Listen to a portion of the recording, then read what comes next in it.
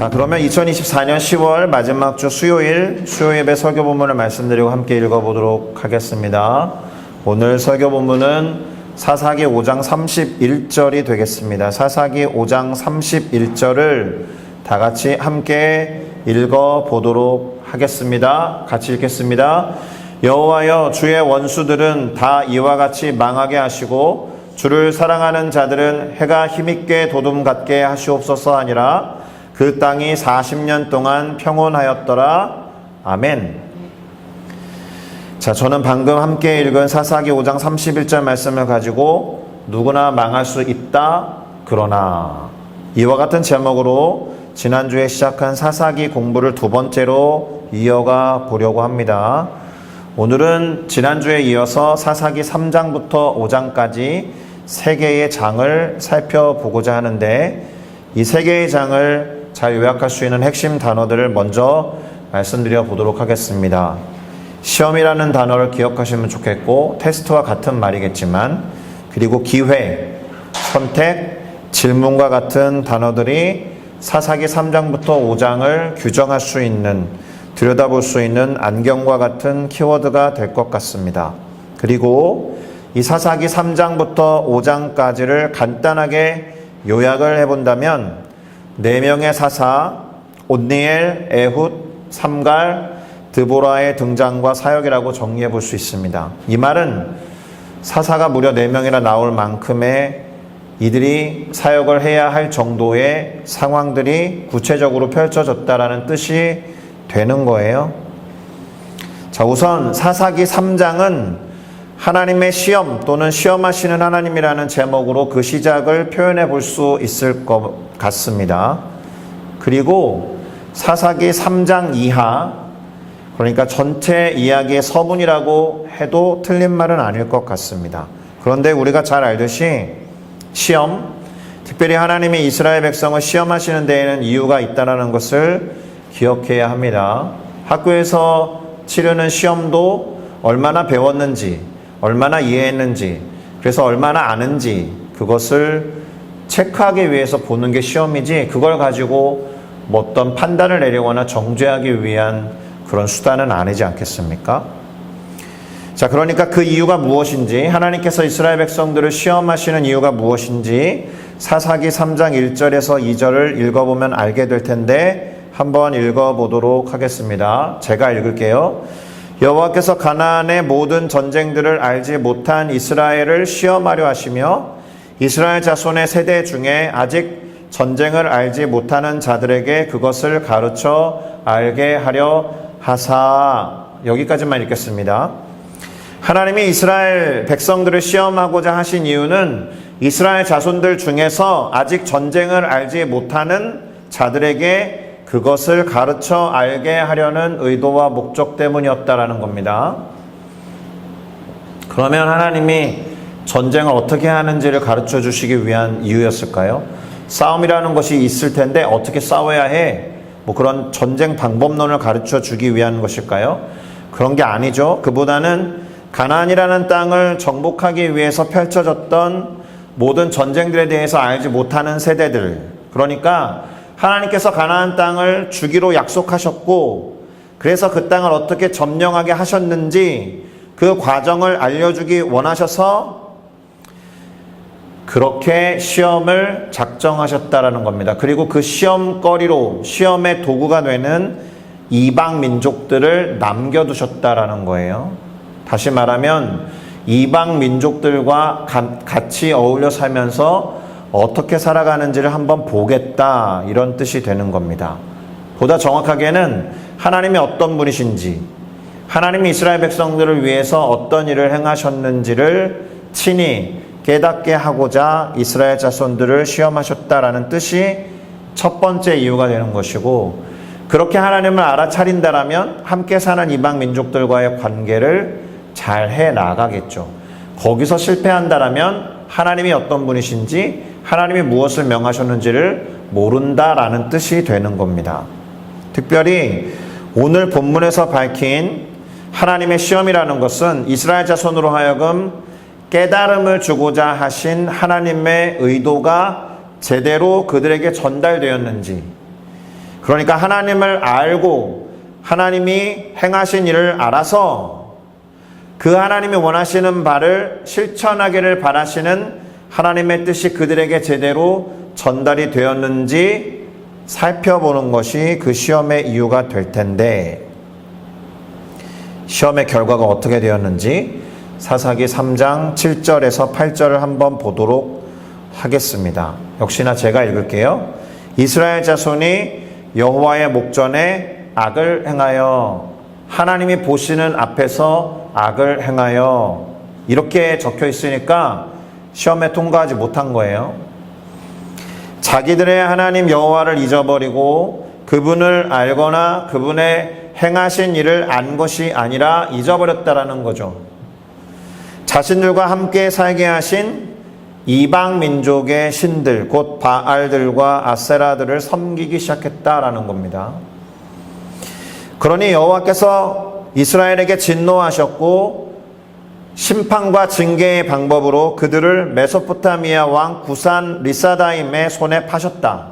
그리고 그들에게 넘기셨기 때문에 이스라엘 자손이 구산 리사다임을 8년 동안 섬겼다, 이렇게 되어 있는 겁니다. 여기까지의 상황을 정리해 볼까요? 하나님의 시험이 있었습니다. 구체적으로는 이방 민족들을 이스라엘 백성 곁에 두시고 어떻게 그들과 관계하는지를 보신 겁니다. 아쉽게도 이 시험을 통과하는 것에 실패해버렸고 타락했죠. 구체적으로는 이방 신들을 섬기게 되었다라는 겁니다. 그래서 하나님이 진노하셨고 그들을 향해 징계와 심판을 내리셨는데 그 일환이 뭐예요? 메소포타미아의 왕 구산 리사다임을 사용하셨다라는 겁니다. 무려 8년 동안 그로부터 괴로움을 당하게 되었다라는 거예요. 그러니까 이 괴로움은 하나님이 내리신 징계와 심판의 결과라는 거고, 원인은 이스라엘 백성들이 범죄했기 때문이다라는 겁니다. 그러니 너무 괴로움에 빠져서 8년 동안 갇혀 있었던 이스라엘 백성들이 어떻게 했을까요? 부르짖었죠. 하나님을 드디어 찾습니다. 잊어버렸던 하나님을 찾아요. 어려울 때 우리가 하나님을 더 찾는 것과 아주 비슷한 패턴입니다. 바로 이스라엘 백성들에게서 우리도 그와 같은 패턴이 우리에게까지 전달된 게 아닌가라는 생각이 듭니다. 아니면 인간의 본능과 같은 거죠. 어려움이 닥쳤을 때 다 찾잖아요.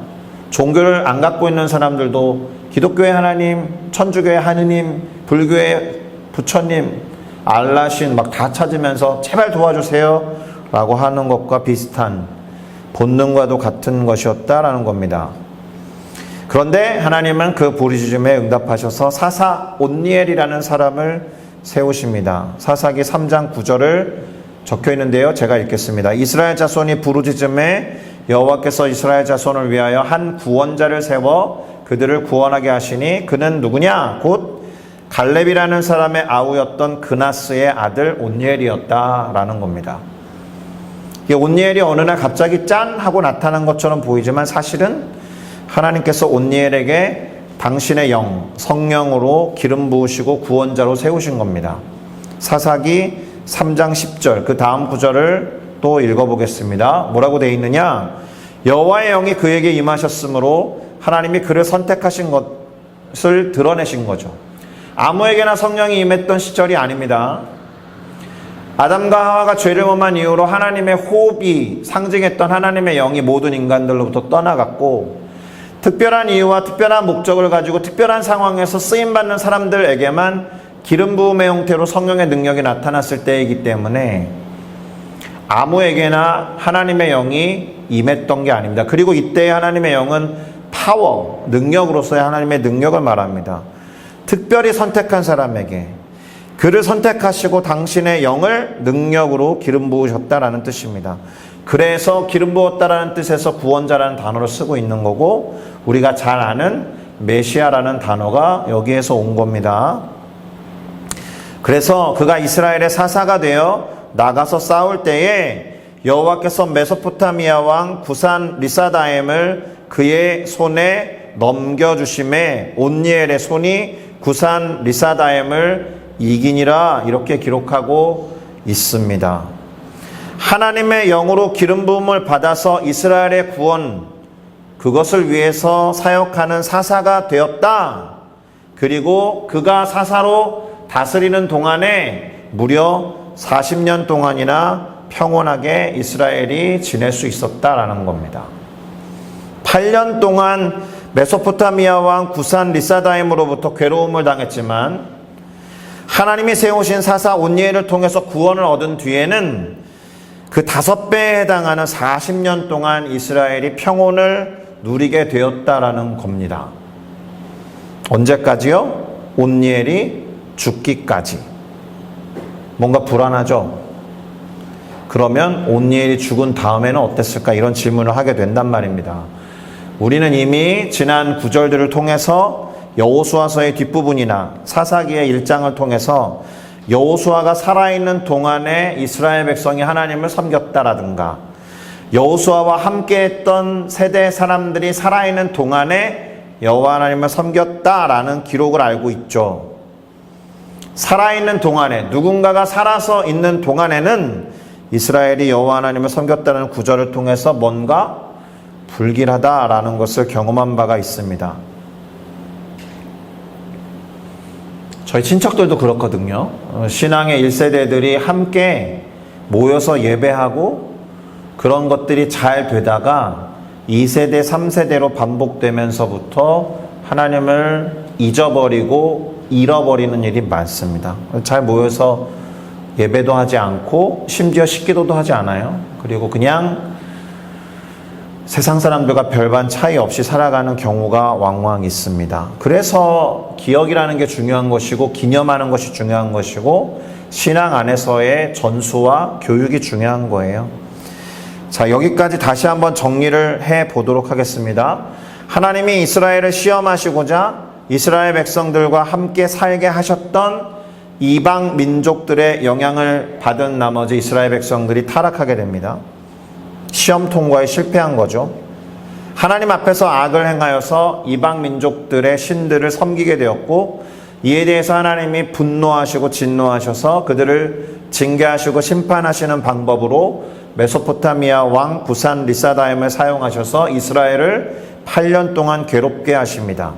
괴로웠던 이스라엘 백성들이 하나님께 부르짖었을 때에 하나님은 사사 온니엘을 구원자로 세우시고 그들을 구원해내심은 물론 그 이후에 무려 40년 동안의 평온을 허락하셨다라는 것이 지금까지의 이야기인데 40년간의 평온을 이야기했다는 것 자체가 뭔가 불길하다는 거예요. 그 다음에는 또 다른 사사가 출현해야만 했을까?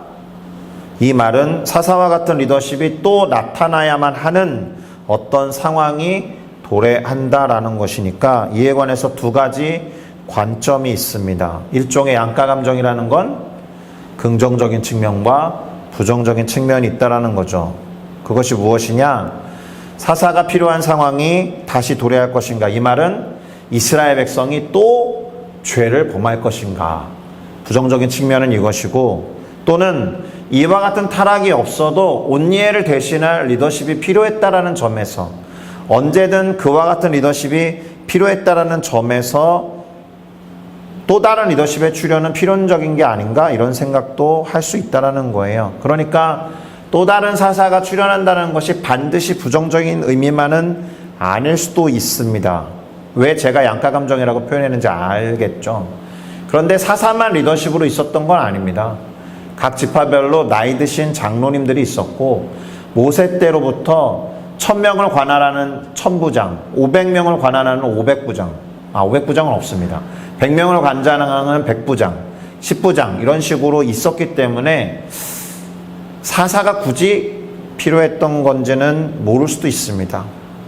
자, 그러면 이후에 어떻게 되었는지 사사기 3장 12절에서 14절을 한번 보도록 하겠습니다. 제가 읽을게요. 이스라엘 자손이 또라는 게 들어갔죠.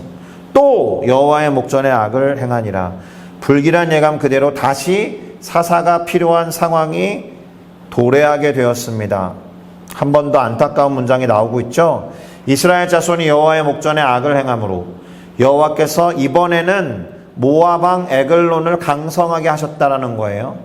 그리고 그들 곧 이스라엘을 대적하게 하셔서 에글론이 암몬과 아말렉 자손들을 모아서 함께 연합해서 이스라엘을 치고 종려나무 성읍을 점령했다는 거예요. 이에 이스라엘 자손이 모압 왕 에글론을 18해 동안 18년 동안 섬겼다라는 거예요.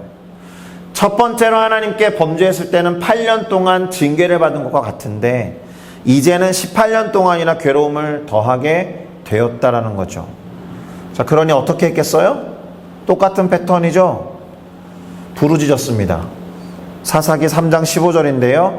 이스라엘 자손이 여호와께 부르짖음에 여호와께서 그들을 위하여 한 구원자를 세우셨으니 그는 곧 베냐민 사람 게라의 아들 왼손잡이 에훗이라. 에훗을 이렇게 소개하면서 사사 에훗의 등장을 알려줍니다. 그래서 어떻게 되었을까요? 모압 사람 약 10,000명을 죽였대요, 이 사람이. 근데 그 죽은 10,000명이 모두 장사요, 용사였다라는 것이니까, 그리고 그들 중에 도망친 사람이 한 명도 없었다는 거니까 모압은 이제 완전히 힘을 잃어버린 겁니다. 그러니 이스라엘 수하에 굴복한 것이고 그 땅이 무려 80년 동안이나 평온했다는 것이 하나님께서 에훗이라는 사사를 통해서 이스라엘 백성을 구원하신 결과가 그것이다라는 겁니다. 어떻습니까? 18년 동안이나 괴로워했는데 무려 80년 동안 평온하게 되었다. 이것도 은혜죠. 평온의 시간이 80년이나 지속됐다는 것은 태어나면서부터 죽을 때까지 전쟁을 경험하지 않고 평온한 상태로 산 사람이 있었을 정도였다는 뜻입니다. 근데 이 기간 안에 전혀 소동이 없었던 건 아닌 것 같아요. 딱 한 줄 나오는 사사가 한 명 더 있습니다. 누구냐면 삼갈이라는 사람인데요. 아낫의 아들 삼갈이 있어서 소를 모는 막대기를 가지고 블레셋 사람 600명을 죽였다라는 거예요. 블레셋 사람 600명을 죽임으로써 이스라엘을 구원하였다는 것이 사사기 3장 31절의 기록이고요. 여기까지가 사사기 3장의 내용입니다. 자, 그러면 무엇이 보이십니까? 반복이 보이죠. 반복. 안 좋은 반복입니다. 하나님 앞에서 악을 행하고 심판을 받고 괴로워하다가 부르짖었다가 다시 구원 얻는 패턴의 반복. 그런데 이 반복 중에 굳이 좋은 방법을 꼽으라고 한다면 하나님께서 구원을 베푸시고 평온한 시대를 허락하신다라는 점에 있습니다. 하나님은 은혜 베푸시는 것을 반복하고 계신다. 반복적으로 계속해서 당신의 백성들을 사랑하시는 하나님의 반복도 나오고 있다. 그런데 4장에서도 동일한 반복이 나옵니다. 에훗이 죽으니 이스라엘 백성들이 또 여호와의 목전에 악을 행하겠죠. 한번 볼까요? 사사기 4장 1절에서 5절인데요. 역시나 제가 읽겠습니다. 에훗이 죽으니 이스라엘 자손이 또, 여기선 또라고 해야겠죠. 여호와의 목전에 악을 행하매 여호와께서 하솔에서 통치하는 가나안 왕 야빈의 손에 그들을 파셨다. 그의 군대 장관은 하로셋 학고임에 거주하는 시스라라는 사람인데 야빈에게는 철, 병, 구 900대가 있고 20년 동안 이스라엘 자손을 심히 학대했으므로, 철병구가 아니고 병거입니다. 이스라엘 자손이 여호와께 부르짖었더라. 그때 랍비도세 아내 여선지자 드보라가 이스라엘의 사사가 되었는데 그는 에브라임 산지 라마와 베델 사이 드보라의 종려나무 아래에 거주했고 이스라엘 자손은 그에게 나아가 재판을 받더라. 여자 선지자 드보라가 사사로 등장하는 장면입니다. 그리고 이스라엘 백성들이 하나님 앞에 범한 죄로 인해서 20년 동안, 첫 번째 몇 년? 8년, 두 번째 몇 년? 18년, 세 번째 20년 동안 가나안의 왕이었던 야빈, 그로부터 고통을 당하게 됩니다. 특별히 이 구절에는 그 전까지 없었던 심한 학대라는 표현이 나옵니다. 가장 긴 기간 동안 괴로움을 당했는데 극심한 학대를 경험한 거예요. 자, 이 상황을 또 정리해 볼까요? 20년 동안 가나안의 왕 야빈과 그의 군대 장관 시스라로부터 심한 학대를 받았던 이스라엘 자손은 사사이자 선지자였던 드보라에게 나아가서 재판을 받으면서 어려움을 토로했다라는 거예요. 이게 재판이라는 표현이 꼭 무슨 법정 싸움을 이야기하는 게 아니고 어려움을 토로해서 어떻게 하면 좋겠는지 의견을 구하는 경우를 말하거든요.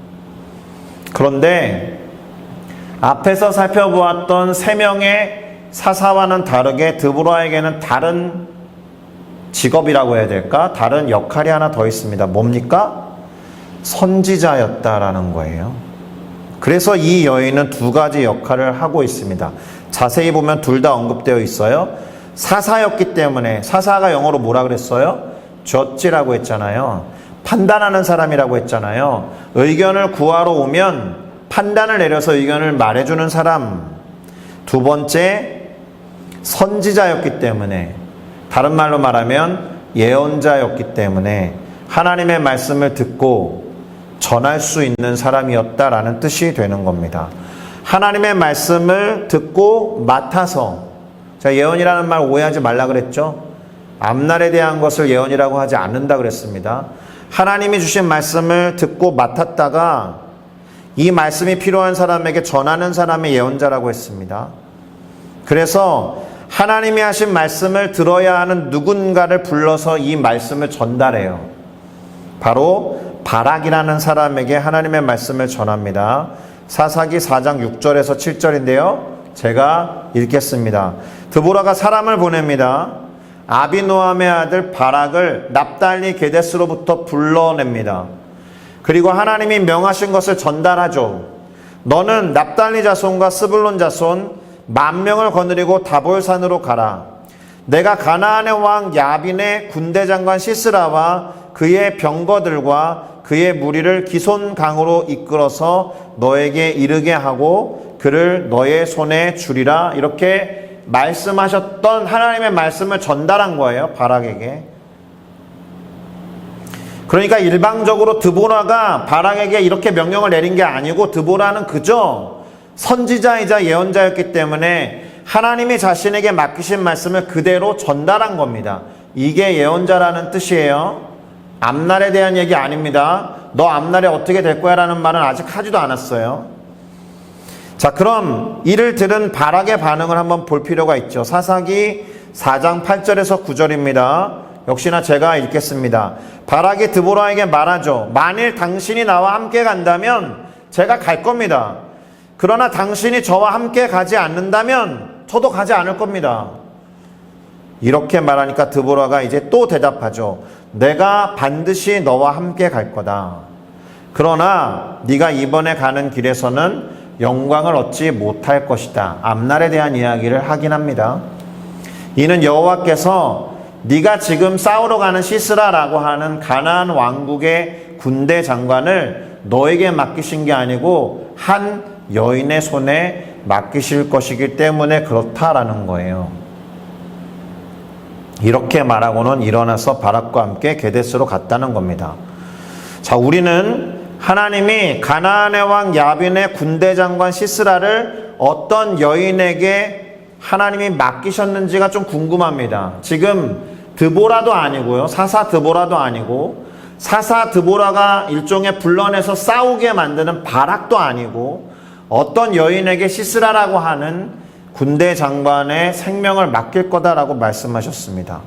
그러니까 이 사사기 4장에는 사사 드보라 외에도 바락이라는 용사 같은 인물과 함께 가나안의 군대 장관 시스라를 해결할 수 있는 한 명의 여인이 또 등장한다는 거예요.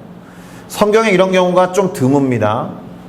거의 여성들의 활약이라고 보셔도 되는데, 어쨌든 드보라가 바락과 함께 가나안 왕 야빈 그리고 군대 장관 시스라와 싸움을 시작하게 됩니다. 15절을 볼게요. 여호와께서 바락 앞에서 시스라와 그의 모든 병거와 그의 온 군대를 칼날로 혼란하게 빠지게 하심에 시스라가 병거에서 내려서 도망치기 시작해요. 그리고 이제 우리는 이 도망친 시스라를 처리하는 한 명의 여인을 이제 만나게 됩니다. 건너뛰어서 사사기 4장 22절에서 24절을 보겠습니다. 바락은 도망치는 시스라를 추격합니다. 그런데 시스라를 처리한 야엘이라는 여성을 만나게 되죠. 그녀가 바락을 맞이하고는 와서 봐라, 당신이 찾는 그 사람을 내가 보여주겠다. 그리고는 그의 집으로 들어가 봤더니 바락이 쫓았던 시스라가 죽어서 엎드려져 있는 것을 보게 되는데, 좀 잔인한 방식이에요. 말뚝이 그 시스라의 관자놀이에 박혀 있는 것을 보게 됩니다. 그렇게 죽음을 맞이한 것이고 그렇게 죽게 만든 여인이 야엘이라는 겁니다. 자, 이와 같이 이날에 하나님이 가나안 왕 야빈을 이스라엘 자손 앞에 굴복하게 하셨고, 이스라엘 자손의 손이 가나안 왕 야빈을 점점 더 눌러서 마침내 가나안 왕 야빈의 세력을 진멸하였다라는 것이 사사기 4장의 내용이 되겠습니다. 자, 여기에서도 고통받았던 시간, 그리고 그 이후에 평온을 맞이한 시간이 기록되어 있죠. 몇 년 대 몇 년이에요? 20년 대 40년이에요. 이스라엘이 죄를 범해서 하나님이 내리신 진노와 징계로 인해서 가나안 왕 야빈으로부터 극심한 고통을 당한 기간이 20년이었는데, 드보라와 바락 그리고 야엘이라는 여성의 활약을 통해서 40년의 평온의 시대를 맞이하게 되었다. 이 40년이라는 시간은 그 다음 장 곧 5장에 나와요. 4장에는 40년이라는 시간이 나오지 않습니다. 오늘 제가 3장, 4장, 5장을 말씀드린다라고 했는데 5장은 다루지 않을 거예요. 이유가 뭐냐면 승리한 드보라와 바락이 노래한 걸 기록하고 있기 때문에 그렇습니다. 그러니까 5장을 읽어보는 건 여러분들의 몫이 되겠습니다. 다만 5장의 마지막 구절이 오늘 설교 본문이었어요. 기억하실지 모르겠지만 그 결과에 대해서 오늘 설교 본문이 기록하고 있으니 한 번 더 살펴보도록 하겠습니다. 사사기 5장 31절이니까 같이 읽겠습니다. 시작. 여호와여, 주의 원수들은 다 이와 같이 망하게 하시고 주를 사랑하는 자들은 해가 힘있게 도둠 같게 하시옵소서 하니라. 그 땅이 40년 동안 평온하였더라. 아멘. 고통받았던 20년보다 40년이라는 평온의 시간을 허락하신 주님을 보게 돼요. 이 부분을 모아서 비교 한번 해볼까요? 어떻게 되느냐? 8년, 18년, 20년 합치면 46년 동안의 고통이 있었지만 그 고통마저도 하나님께서 허락하셨다라기보다는 이스라엘 백성의 범죄 때문에 그런 것이죠. 그럼에도 불구하고 하나님은 이스라엘을 구원해내시고 40년 플러스 80년 플러스 40년 곧 160년이라는 평온함을 이스라엘에게 허락하셨다라는 겁니다. 자, 어떻습니까? 하나님 앞에서 악을 행함으로써 받았던 괴로움의 시간 46년보다 부르짖어서 구원을 받아서 평온을 누리는 시간 160년이 월등히 길었다라는 것에서 무언가를 배우셔야 되죠. 일단 하나님이 베푸신 큰 은혜였다라는 것을 인정할 수밖에 없습니다. 왜냐하면 이스라엘이 잘한 게 하나도 없어요. 160년의 평온함은 결코 이스라엘 때문이 아니잖아요. 받을 만한 자격으로 주어진 것이 아닐 때 그걸 뭐라고 부릅니까? 은혜라고 불러요. 은혜의 다른 이름은 선물인 것이고, 하나님이 거저 주신 은혜와 선물이 160년의 평온함이다라는 거예요. 그런데 이 평온의 시간이 길어지면 길어질수록 어떤 모습이 나타날까요? 평온함을 주시는 하나님에 대해서 잊어버릴 가능성이 높아요. 그리고 우리도 무엇인가 문제가 도래하고 고통이 찾아올 때 하나님을 더 간절히 찾는다라는 점에서 문제가 전혀 없고 모든 것이 형통할 때에 신앙생활을 잘할 수 있다라고 그 누구도 장담할 수 없어요. 그게 생각보다 쉽지 않다는 것을 배우게 된다라는 거예요. 그래서 이 말씀을 꼭 드리고 싶습니다. 형통과 복, 평안을 구하는 기도보다 하나님과의 바른 관계와 바른 신앙을 위해 기도하는 것이 중요한 것이다. 다시 말씀드립니다. 평안과 형통을 구하는 기도보다 하나님과의 바른 관계를 구하는 기도를 훨씬 더 많이 하셔야 해요. 왜냐하면 평안함이 길어지면 길어질수록 이 평안이 누구로부터 왔는지를 우리는 더 잘 까먹거든요.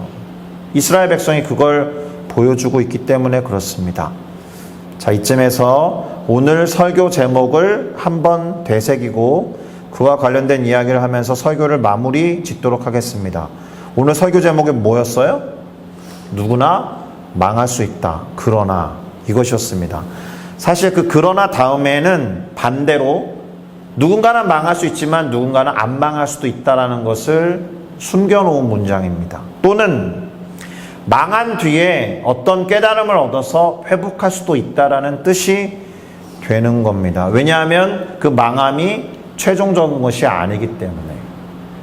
우리는 예수 그리스도께서 다시 오시고 하나님 나라가 완전히 회복되기 전까지 임하는 때때로 펼쳐지는 심판 같은 것이 최종적인 것이 아니다라는 것을 알아야 돼요.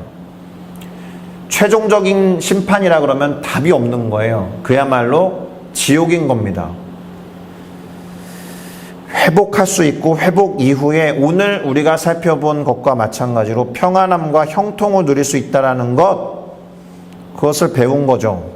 자, 그런데 그렇기 때문에 오늘 설교 본문, 그러니까 사사기 5장 31절에서 이 사사 드보라와 그의 용사 바락이 함께 노래한 구절, 그것이 기도였는데 이걸 기억해야 돼요. 뭐라고 기도했어요? 주의 원수들은 다 이와 같이 망하게 하시고 주를 사랑하는 자들은 해가 힘있게 도둠 같게 하옵소서. 이 말은 누군가는 주의 원수가 되어서 망할 수 있겠지만 누군가는 주를 사랑하는 자가 되어서 해가 힘있게 도둠 같아질 수도 있다라는 겁니다. 다시 말씀드리면 주님의 원수가 되시겠습니까? 그래서 망하실 겁니까? 아니면 주님을 사랑하는 자가 되어서 늘 해가 힘있게 도둠 같게 살아갈 것입니까? 이 기도문 앞에 우리에게 던져진 질문은 이 두 가지라는 거예요. 선택해야 한다는 뜻입니다. 그래서 오늘의 결론은 이렇게 될 것 같습니다. 우리가 사사기에 나오는 그 반복과 패턴의 그 순환고리를 볼 때, 야, 이스라엘 사람들 진짜 한심하다, 이런 생각이 들 수도 있지만 별반 우리랑 다르지 않다라는 점에서 우리의 연약함, 인간은 한없이 부족하고 한없이 죄인이구나라는 것을 깨닫는다라는 점에서 우리에게 적용을 해봐야죠. 무슨 말이에요? 그만큼 우리도 연약하다라는 것을 직면하는 시간이 사사기를 읽어나가는 시간이어야 한다는 거예요. 반면에 이와 같은 질문 있잖아요. 주의 원수가 될 겁니까? 아니면 주님을 사랑하는 자가 될 겁니까? 라는 질문이 반복되는 수만큼, 반복의 사이클을 그리는 만큼, 고리가 반복되면 반복되는 것만큼 우리한테 질문으로 다가온다는 것을 읽으셔야죠. 그 반복이 무수하게 반복되는 것만큼 계속해서 하나님이 물어보시는지도 몰라요. 기회를 주시기 위해서. 민규야, 너는 오늘 나의 적이 될 거니? 아니면 나를 사랑하는 자가 될 거니? 수시로 하나님의 적이 되고 싶은 마음은 없는데 반복해서 죄를 짓거든요, 저도. 그럼 어떻게 해야 되겠습니까? 일단 이런 질문이 와닿았을 때는 명백하게 대답하셔야 돼요. 명확하게.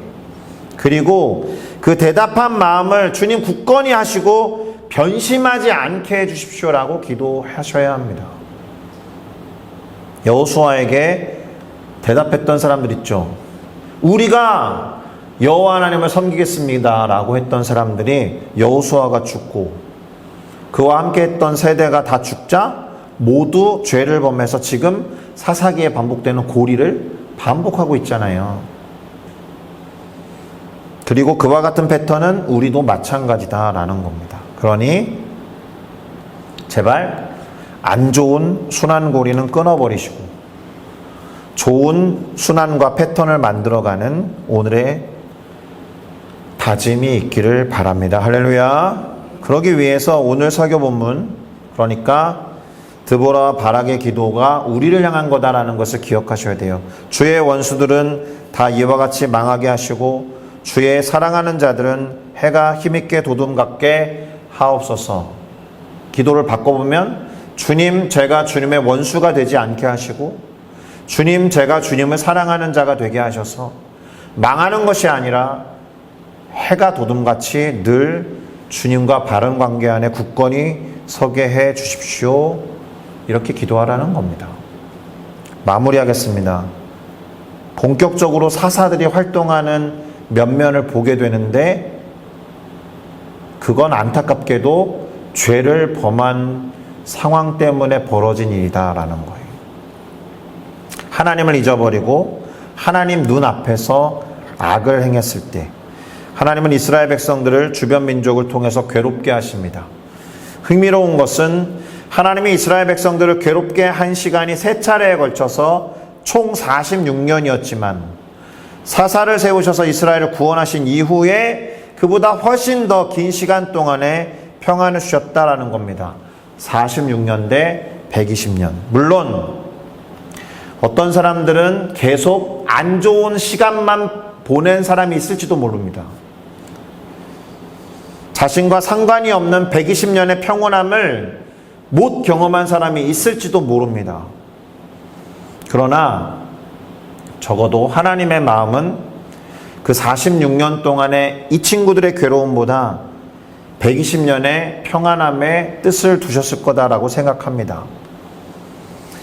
그러니 이스라엘 백성이 여호와의 목전에 악을 행하여라는 이 반복되는 구절보다도 그럼에도 불구하고 이스라엘의 부르짖음에 반응하시고 응답하셔서 구원해내시고 사사들을 통해서 평온함을 주신 하나님의 사랑과 하나님의 마음에 우리의 관심과 시선을 둬야 하는 겁니다. 그러나 46년의 괴로움을 초래했던 하나님 앞에서의 범죄에 대해서 진지하게 생각하시기 바랍니다. 하나님 앞에서 범죄해놓고 120년의 평온함을 주세요라고 기도하는 게 우리의 모습이다라는 거예요. 그래서 제가 그렇게 기도하자고 했죠. 하나님과의 바른 관계를 구하는 기도를 하자. 사사기를 통해서 우리는 인간의 연약함과 나약함, 죄에 대한 취약성에 대해서 더 많이 보게 될 겁니다. 반대로 하나님이 노하기를 더디하시고 완전히 최종적으로 심판하시기 전에 끝까지 구원하고자 반복해서 물으시고 반복해서 평온함을 주신다라는 것을 기억하셔야 됩니다. 그러니 하나님과 원수가 되시겠습니까? 아니면 하나님을 사랑하는 자가 되시겠습니까? 이것을 반복해서 물어오시는 하나님의 질문 앞에 바르게 대답하고 그 대답에 합당한 변하지 않는 우리의 삶이 되기를 예수 그리스도의 이름으로 축복합니다. 기도하시겠습니다.